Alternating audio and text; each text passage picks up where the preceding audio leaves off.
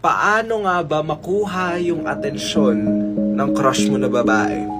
Boys, makinig, at girls, paki-confirm naman please. Kuya, hindi ka maniniwala sa sasabihin ko, pero para makuha yung atensyon ng babaeng gusto mo, ang kailangan mong gawin, huwag mo siyang pansinin. Huwag mong ibibigay sa kanya yung atensyon. Kasi for some reason, yung mga babae, gusto nila yung hindi nila kayang kunin. Gusto nila yung nahihirapan sila.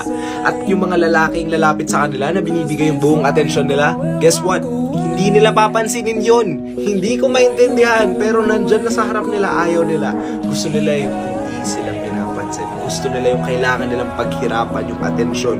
Gusto rin ng mga babae na nahihirapan sila. Hindi ko maintindihan bakit. Pero yun ang sikreto. Paki-confirm naman, girls.